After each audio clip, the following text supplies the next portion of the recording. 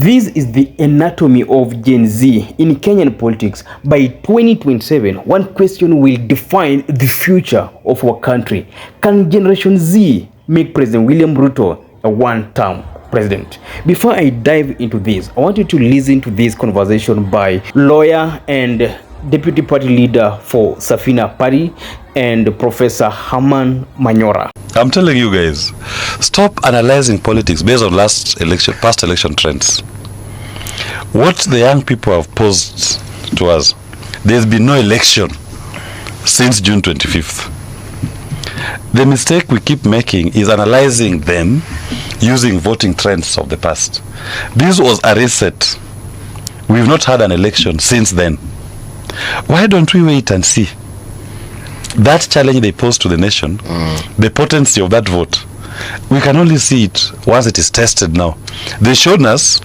Just allow me to finish. It will not be. That is your wish, but it will not be. No, it's not. What I'm simply telling you is this. They've shown us that they can do things with so much impact than what legacy politicians have been able to do. And I started by saying, we witnessed demonstrations in this country in numbers, in impact, that have never been witnessed before in the history of the earth. When they were being organized by legacy politicians, these people delivered. They delivered far much better than the legacy politicians. They shook that system of legacy politics. Why don't you have the patience to allow them an opportunity to appear at the ballot and show you if they meant business or they are still the same the way they were? Okay. Because otherwise, that is no. It's okay. You can fatal. Dismiss. No. Fatal. It can dismiss. You can dismiss them. I'm saying it's fatal. If you really want just a moment. If you really want change for this country, it will be fatal to wait and to remain and to wait and see.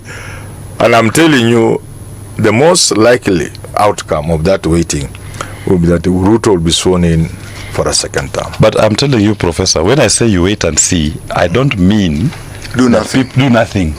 But Prof, things will be done as it is right now. Yes.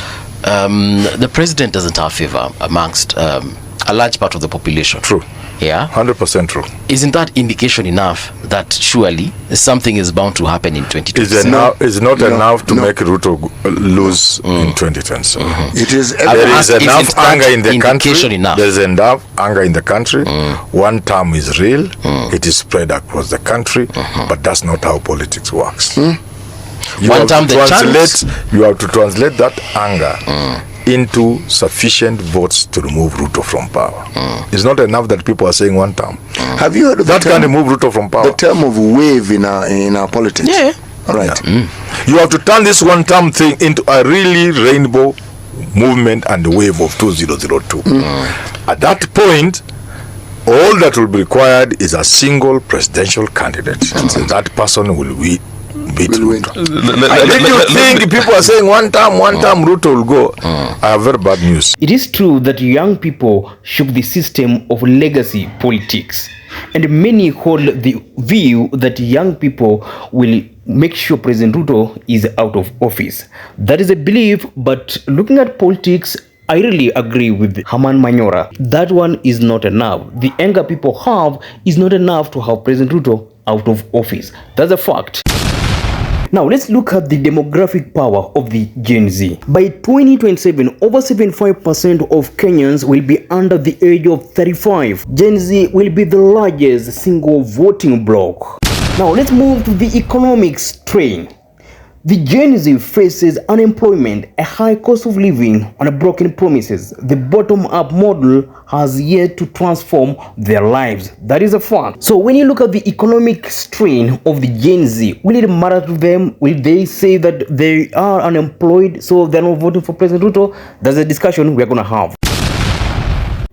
Agreeably, Gen Z control digital activism.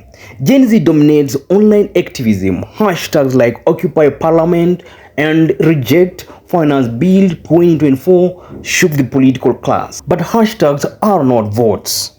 So here is the thing. Gen Z's influence depends on leadership. If opposition remains divided, their power is wasted.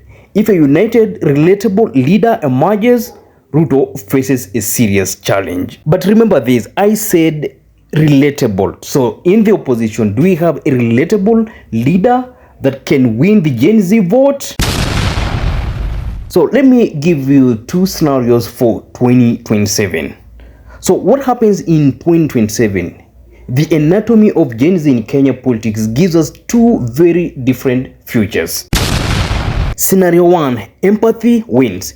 In this future, Gen Z dominates social media. They trend hashtags, they create memes, they complain about unemployment and corruption. But when elections day comes, many of them stay home. They don't register in big numbers and they don't vote in big numbers. Meanwhile, older and more loyal voters show up for Ruto. The result?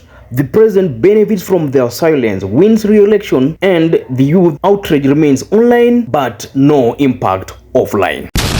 Scenario 2, mobilization wins. In this future, Gen Z surprises the political class. They register in record numbers, they turn up at the ballot in huge lines. And more importantly, they rally around a leader or a movement that speaks their language. Suddenly, their anger turns into votes. Their frustration becomes political power. And Ruto, despite incumbency, faces the real possibility of becoming a one-term president. This would not just be an election. It would be a generational shift in Kenyan politics. Two futures, two paths, one decided by empathy, the other by action. The choice will not be made by politicians, it will be made by Gen Z themselves. This is the anatomy of Gen Z in Kenyan politics. Powerful in numbers, loud online, frustrated economically, but untested at the ballot box. Will they remain spectators or step onto this stage and change history?